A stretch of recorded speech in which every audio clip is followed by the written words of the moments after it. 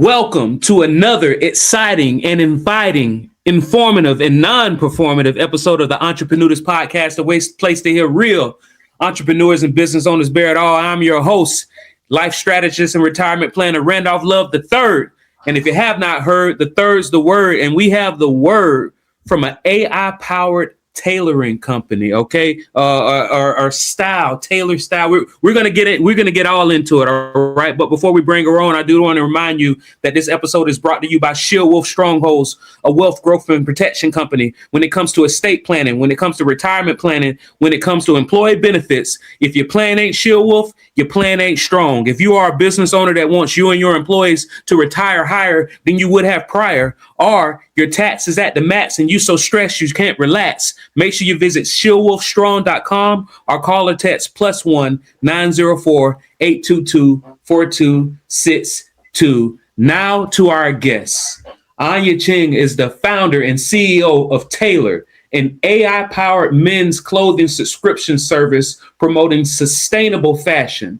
A Silicon Valley entrepreneur, she has been recognized among girls in tech 40 under 40 for her expertise in tech product management and marketing. Anya played a pivotal role in launching Facebook and Instagram shopping at Meta, led new business expansion at eBay, and helped grow McDonald's global food delivery. She also shaped Target's mobile commerce and has led teams in AI, e-commerce product management, and marketing across Fortune 500 companies. Anya's award-winning venture, Taelor AI, was named one of the Bay Area's most innovative startups to watch by Business Journal and is backed by early investors, NVIDIA, TikTok, Facebook, Lyft, and Spotify. That's a good list to have. Anya's work has earned her 30 plus prestigious tech and marketing awards. A best-selling author and two-time TEDx speaker, she teaches at Northwestern University and is a popular keynote speaker worldwide. She holds a master's in integrated marketing communications from Northwestern University and an MBA from the University of Chicago Booth School of Business. Anya, thank you for coming to the Entreprenudist Podcast. Hello. Thanks for having me. I'm excited to share more about Taelor AI. Oh, for sure. And you have a lot of accolades and a lot of people backing you. So you definitely learned something, right? Is there nothing that you know now that you wish you knew when you first started? I think one thing that I learned from in the entrepreneurship world is really about believing yourself. I know it sounds easy or cliche, but being a startup founder, every time when you talk to people are like, "Oh, you are a startup founder. Let me tell you what to do." Yeah, and so I remember that when I started a company 4 years ago, I already worked for Meta, eBay, and Target, but I'm startup founder. So one time I went on startup competitions. In order to do a great job, I thought that the best way would be finding formal judges to practice. And I did. I found 42 of them. I did a pitch practice for 42 times, actually 43 times. One of the formal judges said, "You're so bad. Let's do it again. Let's try again tomorrow." So 43 times. By the time that I went on startup competition, my pitch was perfect. But as soon as the judges asked me questions, I was stunned. I couldn't answer anything. It wasn't because I didn't know the answer. I knew it all. I didn't believe that I could answer any of those questions. In my head, I was thinking, yeah, that question, practice judge number 27 asked me, and I put in the appendix number 6. And the answer was what? It's almost like nowadays, sometimes when we see someone ask you a question, we were not even using our brain. We go ahead to ChatGPT and start asking a question. In fact, when I don't know the answer, yeah, I know the answer actually. Or like I'm teaching at Northwestern University, many students, they get a really bad score when we have open book exam. Because as soon as they see the open book exam, they went on open book and looking for the answer, or they went on ChatGPT and find the answer, but they didn't really be present and think. They didn't even believe that they could answer the question. And the experience, of course, we lost the competition, lost $100,000 award for the competition. But what I learned was that people don't want to follow a leader who memorize script. People want to follow a leader who have points of view. They like a leader who have vision, have opinion, and believe in your vision and your opinion. That's why they follow you. So trust yourself. Because that kind of reminds me of the people who get what they call test anxiety, right? They study, and then as soon as they get to actually taking the exam, they go blank. Is that the equivalent of for a entrepreneur that's pitching? Is pitching in front of somebody the equivalent of an exam? Yeah, I think it's more of you believe in yourself on what you actually people like to hear your opinions. And many times being a founders or small business owner, we're like, we're just small business. What do I know? In fact, you know a lot. You spend 24/7 thinking about that problem. Like in here at Taelor, we thought about how people can look great without spending time doing shopping and laundry. How can we help them to get a job, get a day, and close a deal? So all day long, we are thinking, how can we serve them? How our AI can style them better? How can we send them close to rent so then they spend less time doing shopping? A lot of people ask me questions about sustainability, circular fashion. Oh, you rent the clothes, or how your AI pick the clothes. Over time, I realized I actually know a lot, even though from the get-go, you feel like, we were just small business owner. But so believe in yourself, you are expert in your area. Absolutely. Warren Buffett says he's smart in spots.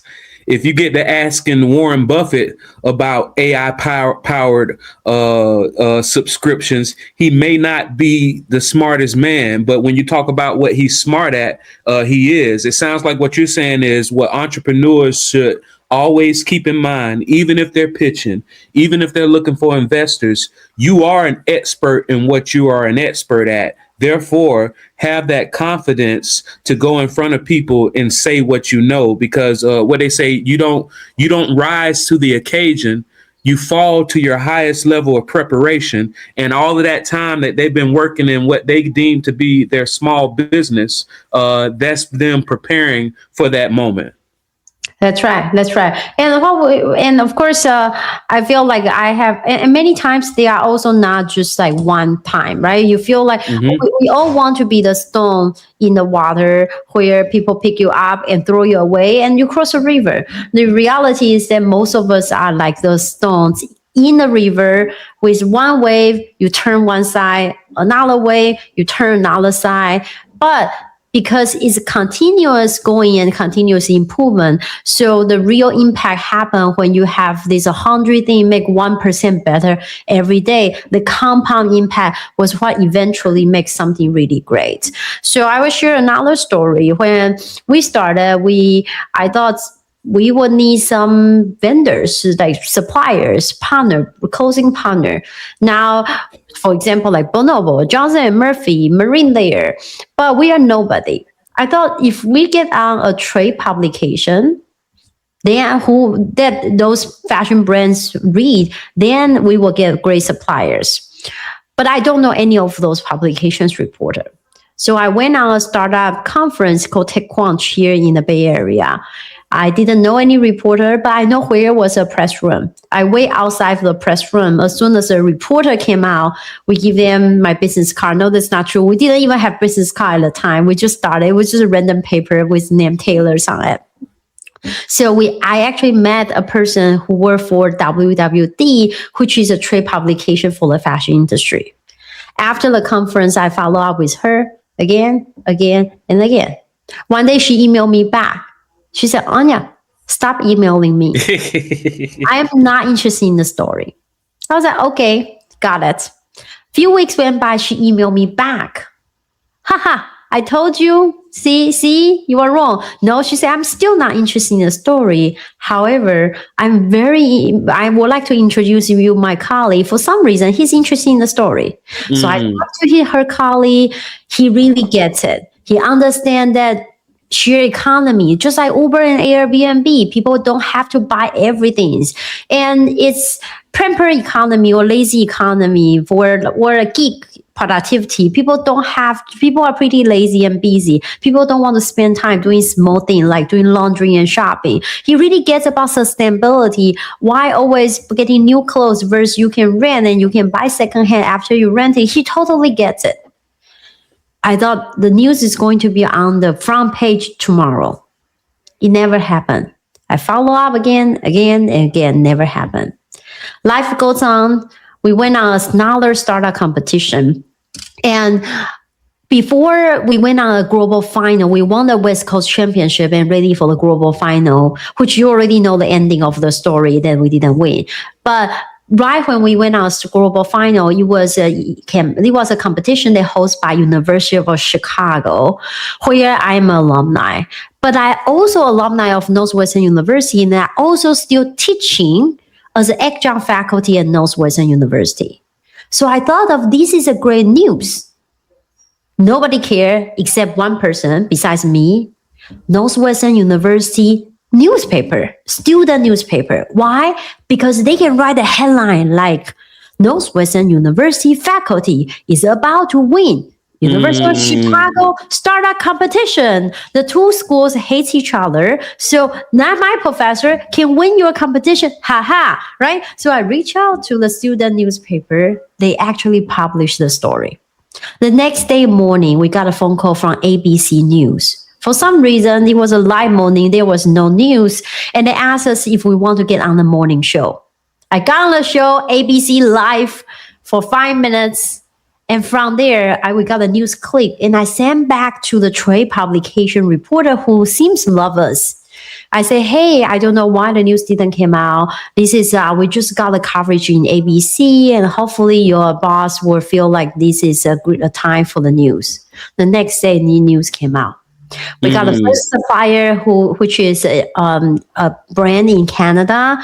They saw the news. They really like us. They say, hey, I want to be part of it.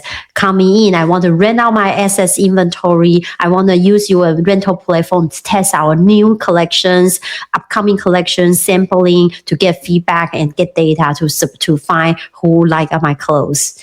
And from there, with one supplier, we now fast forward in 3 years. We have worked with over 300 suppliers: Marine Layer, Johnson & Murphy, Bonobos, BYLT, Cuts, Rails, and many more. And you all start with one step at a time. Wow. That's actually a great story. And I think because, of course, one of my next questions to you is what separates startups that survive to those that don't. But I think one of the answers to that question is attending the appropriate industry conferences to where you can meet people in the arenas that you want to meet. Even though that first person you met didn't do what you needed them to do, they introduced you to somebody who could potentially do what you needed to do. And because you didn't let them not immediately doing what you wanted when you wanted, in that relationship bad, it allowed you to circle back and get what you ultimately needed to get done. What would you say, other than attending conferences? Because in my opinion, that's one of the answers: attend conferences in the industries and the people that you want to be around of. But what are some other things that separate startups that survive from those who don't, in your opinion? I think it's about using your strengths, because everyone's strengths is different, right? But if you are just fixing your weakness, you can never win. You can only win by using your strengths. And this time I will use my personal story as an example, but I think apply for the startup world. I'm an immigrant from Taiwan. I have been in the U.S. for almost 20 years. I came here in 2007. I graduated from Northwestern University in 2008. It was right after Lehman Brothers went bankruptcy. There was no job anywhere. I couldn't even get any campus recruiting events. So I will wait outside of different departments of the schools and chemistry school, engineering schools. Whenever the recruiter came out, I reach out, and it was in Chicago winter, that's 40 degree. And when the recruiter came out, I was like, hey, I'm a marketing student from another department. I know you're not hiring for my role, but this is my resume. I know your company is hiring. Can you pass along my resume to your colleague? It didn't work. I didn't get any interview. People say, Anya, that's not how it works. Here in the US, you call your consultants like you, or either you have to do networking. You have to find people who know you and connect you. I didn't know anyone. It was my first time in the US with my 2 luggage. I didn't know anyone. Well, that's not true. I know someone.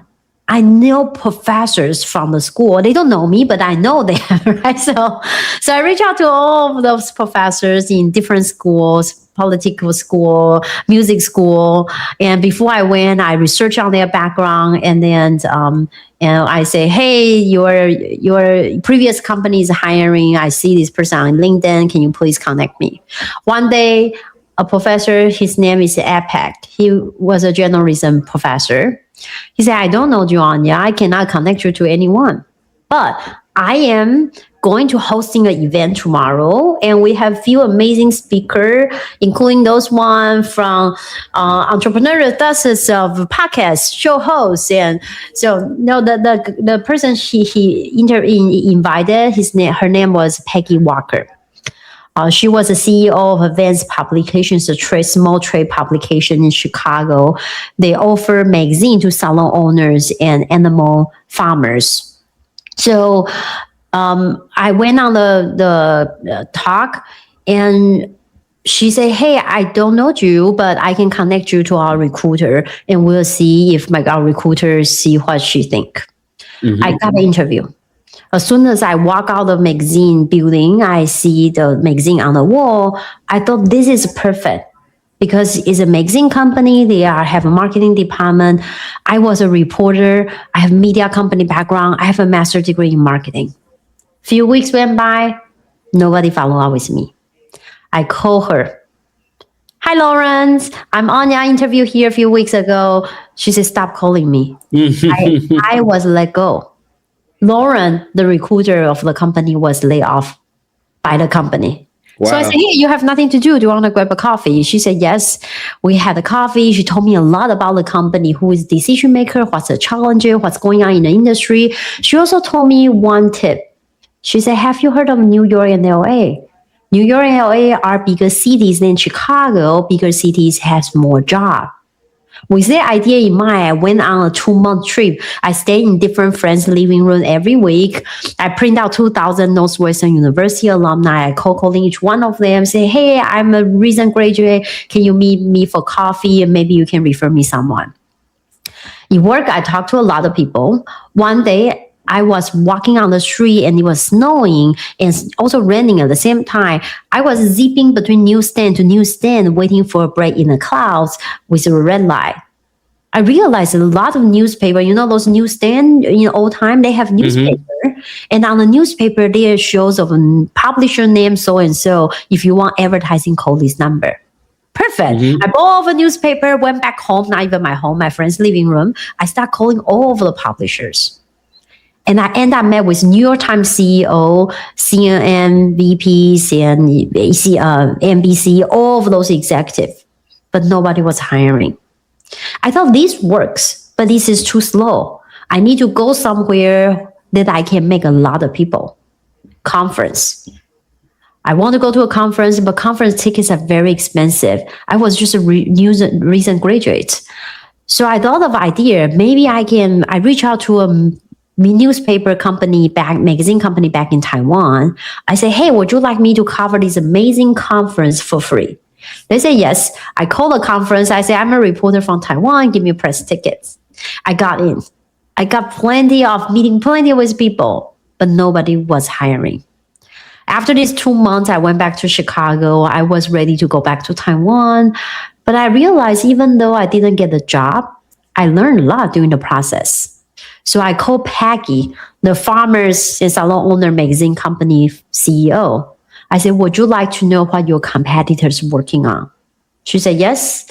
I went, I put together a business plan based on what her recruiter, the person who was laid off, told me, the competitors say. And I say, if you want to do this marketing service, you need people with media company background, marketing degree. And I happen to know someone. Me. My English was really bad at the time. After my pitch, she asked me, would you like to be a contractor? I didn't know what contractor mean. I said yes. I went home. I Googled contractor, and I didn't know why she wanted me to be a plumber. But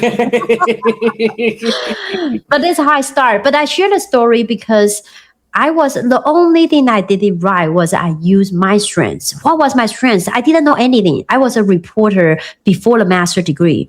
So I wait outside a building when the recruiters came out, just like reporter waiting for people came out, giving the microphone. I knew how to interview and write stories. So I covered the story for the conference. I know how to cold calling people because I was a reporter. So I bought the newspaper and I cold calling of the publisher.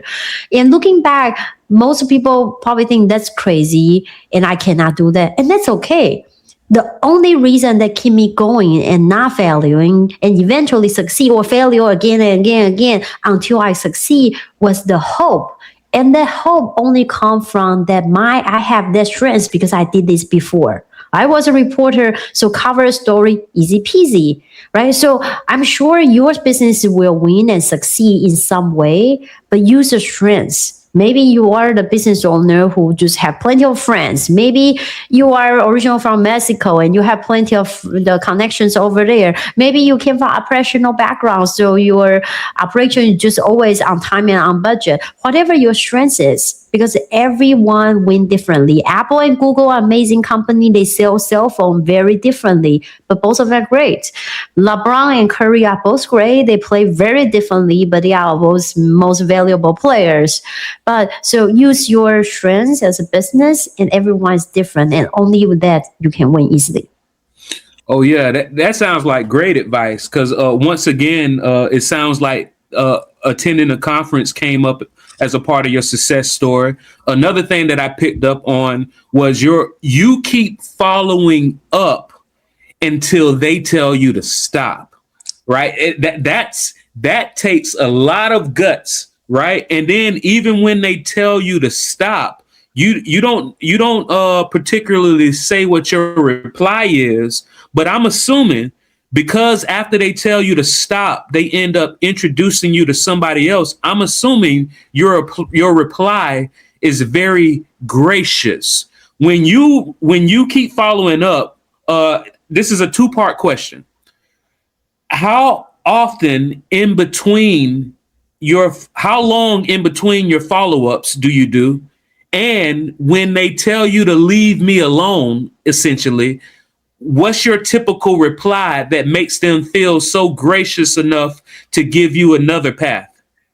I think so. You should follow up as soon as that you heard their feedback and change, right? Because if I told you, for example, hey, I am not, for example, if we pitch to investor and they say, hey, I don't invest in consumer company, then you keep following up and again, and that's useless, right? It just means that you ignore my feedback. But for example, at Taelor, what we have found was that, our data is so valuable because the customer provide feedback after renting a clothes. And think of that. All of the fashion companies or e-commerce might use word for Target. Only thing we know is who bought. That's it. What was sold. We didn't know what people feedback after wearing the clothes. And after, for example, renting 5 times, after washing 5 times, the clothes strings will become more loose. The quality after washes. Or we only know people as a cookie. Okay, this person bought these clothes. And maybe I know Anya Cheng bought these clothes. But I didn't know Anya Chen's height and weight and body shapes and the fits were height or occupations or, I wear these clothes for day nights or I wear these clothes to go on a show, right? So in our model, we serve menswear to people, but we through rental and AI styling, we know all of those contexts. We know you are a show host. We know you are a podcast host. We know you own a consulting business to help people to retire early and retire with a lot of money. And so we know all of those contexts, and that's what other companies don't have. So we realized we became more of a data company, and we use the data to help fashion brand to predict what's going to sell so that they can stop producing junk, because today 40% of the clothes in the world actually goes to landfill. So by the time when the investors say, I don't invest in consumer, but by the time when we become B2B company, now we actually doing a data insight company, it's time for me to reach back. Or even the other, for the customer, they say, hey, I don't like your service because I am too extra large, and you didn't have too extra large before. As soon as we launch a too extra large, which we have now, then we circle back with the customer. Hey, we heard your feedback. We now launch it. Check it out. So only after you improve, but as soon as that you improve, because they feel like you heard their feedback. Ah, that's amazing. It sounds like you're not just following up with saying, hey, just checking in. You're going off of what you got from when you first met them and or when they replied. And if and when you have something toward what they shared with you when you first met, or you have, and I mean more, or you have something responding to their initial denial feedback, then that's when you hit them again. That's amazing. And it sounds like with your company gathering all this information, because that's a lot of information, of course, you're utilizing AI to help you consolidate all this information and get it out to the customers when they need it. For example, if they say I'm a 2X and now y'all are a 2X, I'm assuming AI is helping y'all get that customer back into your workflow and send them out. How is AI changing the way that people build companies? Because I'm assuming AI is helping you send those workflows out to people who say things that you probably can't keep up with 1,000 different responses, but AI can. That's right. So I think number one, in our case, we use AI to help style the customers. Mm-hmm. And we do have professional human stylists and always human AI, human in the loop. But with 30,000 garments, working with over 100 different brands, it's just impossible for human stylists to go over garment by garment and look at all of the information of our member and then send them something. So AI help a lot. And nowadays, I think, and also a lot of companies are using AI to improve their workflow. So, for example, you reach out to customers and as a real estate agents, and now you know that whenever people reply this, you send them these another informations. One thing I do want to mention, though, is like it's just you can definitely use AI improve productivity, but that's also what everybody is going to do. You should definitely do so because that's just like using internet versus before. However, the real AI company nowadays has one unique thing, which is you have your proprietary data. Anything that's hard to find on the internet is the gold. Because now, whatever can be easily found on the internet, everybody has it. As ChatGPT, as Gemini. But what do you have that is not on the internet? For example, you being the amazing host of the podcast who knows about retirement. When people say, like, what will be the best way to help on the retirement? And when I sell the company, what's the best process? How do I get the highest bid from those people? So there will be a lot of people bidding on my business at the same time. You know all of those know-how. That's harder to find on the internet, right? And the same thing for Taelor. Mm-hmm. We know people's their context of they want to go out for date night, close a deal. They are real estate agents. We also know that people at the garment quality after how many washes. We also have human stylists who style for Oscars and Grammy Award. So those professional know-how. We work with 300 different brands. They all know designing something 2 years down the road because AI only know the past, not the future. But we work with fashion designer who are designing something for the future. So all of these become our proprietary informations that we can help our customers and become a mode of the company. company. So think about what's the proprietary data that you have that you can help out. And today we use that to offer amazing styling for the customers so they don't have to pick outfit and they can rent the clothes and always looks great. Absolutely. And you have a lot of products on here. What are some mistakes that people make when launching new products? Yeah, we are a platform, so we work with over 100 different brands. The beauty of our business is that we are membership based, so we know our customer before we source any of this product.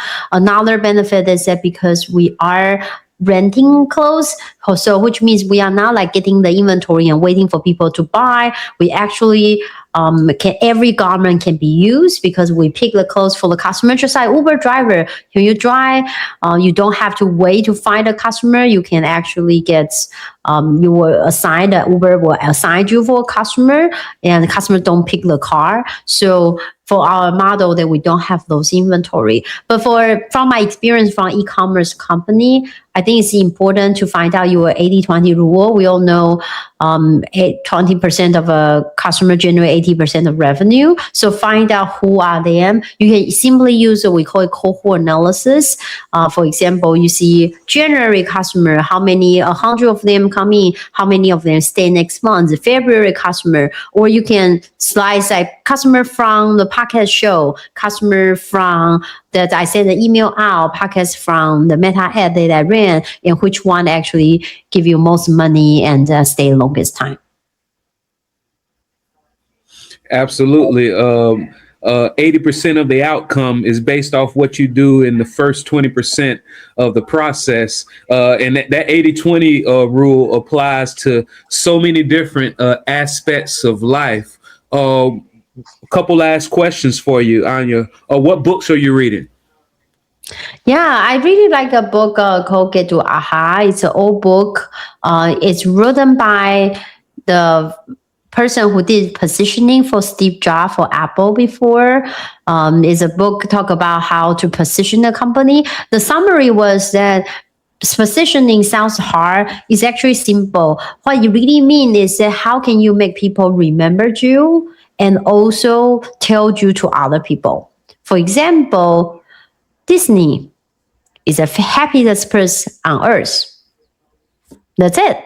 So you feel happy about that, and you go to the park. It's great, but it's also not easy to do because every time you go to the park, all of the staff are friendly. The costumes are all very happy, and then you go to stay in the hotel, everything looks happy. So it's it's all like the many different tasks, but to support a positioning. The same thing for Amazon. Mm-hmm. Most customer-centric company. So return is easy. When you try to find a customer service is easy. When you dispute a charge for something, it's easy. So it's easy for people to remember, for people to talk about you. And that's what positioning is all about. And it's building on top of facts that based on your strengths. I love how everything you do comes full circle. It sounds like somebody needs to know what their strengths are. And in my opinion, one of the best ways to determine what your strengths are, because sometimes it's hard to see that. Go to your close friends and family members, even the ones who don't know each other. And don't tell the other friends and family members what the other people said, or don't tell those friends and families what you think your strengths are. Go to those close friends and family members and you ask them, say, hey, what do you think I'm good at? Tell me, please, what are my best traits? And what you may find, if you go to those close friends and family members, they'll all, they might say some different things here, some different things there, but there are going to be some common denominators from their responses that you can take and say, hey, all right, I never thought about this being one of my strengths. I mean, I do like hosting. I do like being the center of attention at parties, but I didn't realize that was a strength of mine. That's just something that I like to do. And then you can go from there. are those how you found your strengths, by asking friends and family members, or you just instinctively knew? Yeah, I think that's a great start. Most people think there are plenty of framework that you can do the questions, the questionnaires, etc. And I'm sure you'll find plenty of it on the internet. But you'll be surprised how easy to find it when you just ask around. The same thing for business. When you ask your customer, like, what do you love about our business? You'll quickly realize you just only a few types. Like in Taelor, for example, we found that we have two type of customer. One type of customer really, really love the styling service.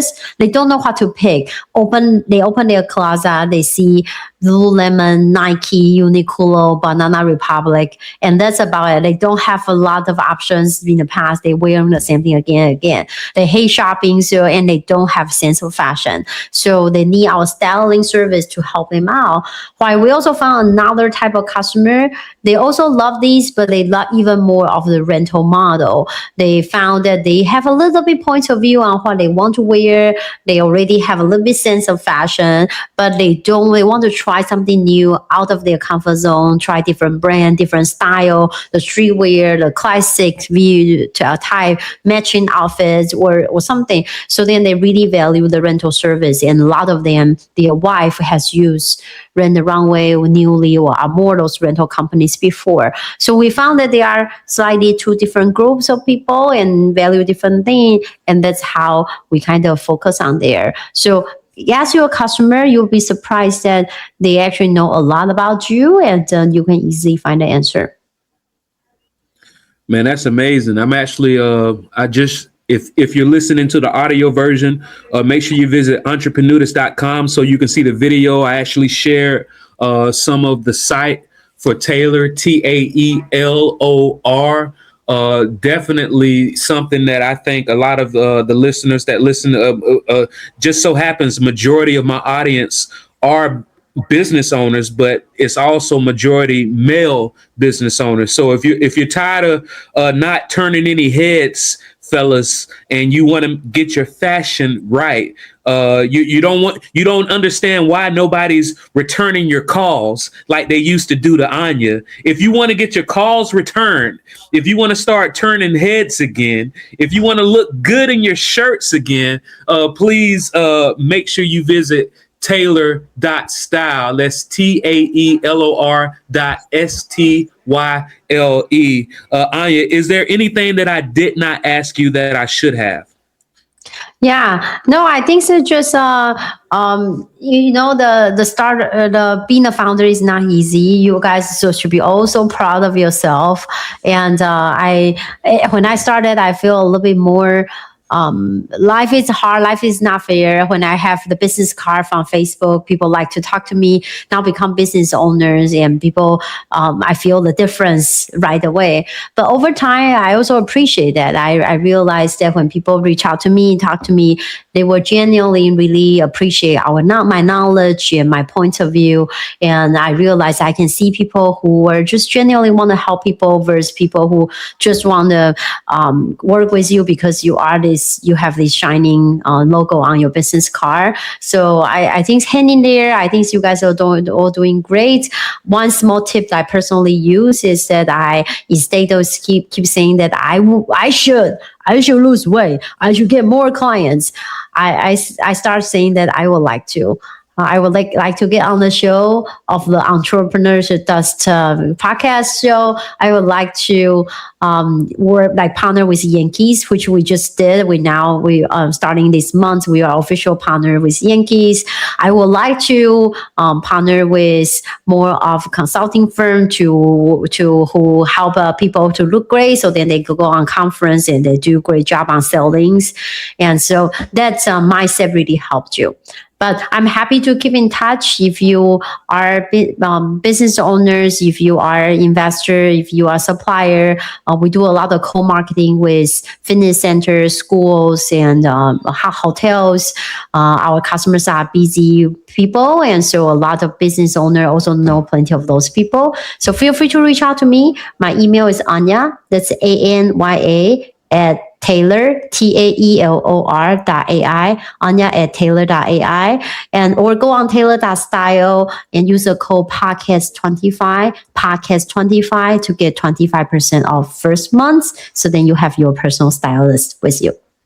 Absolutely. I'm definitely going to keep in touch with you. I like having people who move like you do in my circle. And another thing that I like people to do is figure out exactly what 1 hour is worth for you. All right. A lot of you have never taken the time to figure out how much 1 hour is worth for you, especially you business owners and entrepreneurs. Once you left the W-2 employee space, your company told you how much 1 hour was worth to you. They might say, all right, one of your hours is worth $21 or one of your hours is worth $50. If you're an entrepreneur, I need you to take how many hours that you work, what your profit is, and I need you to figure out how much 1 hour is worth to you. And once you realize that 1 hour is worth $150, $250, $300, then I want you to realize how long you're actually shopping in these stores. How long are you driving to the store to find these clothes? How long are you inside of the store picking the clothes? How long are you trying on the clothes to make sure they fit? How long are you getting to the house and realizing this isn't something that you want and taking the time and spend it out? And once you realize how many hours those are, multiply it by how much your hours are worth. And then you'll see that maybe $1,000 of your time isn't worth it. Maybe you should get a subscription with Taelor.style. I want to thank you so much, Anya, for coming on. This has been another exciting episode of the Entreprenudist Podcast, the place to hear real entrepreneurs and business owners bear it all. I'm your host, Randolph Love III. And until next time, don't play with it, stay with it until you make pay with it. This is the Entreprenudist Podcast, signing off.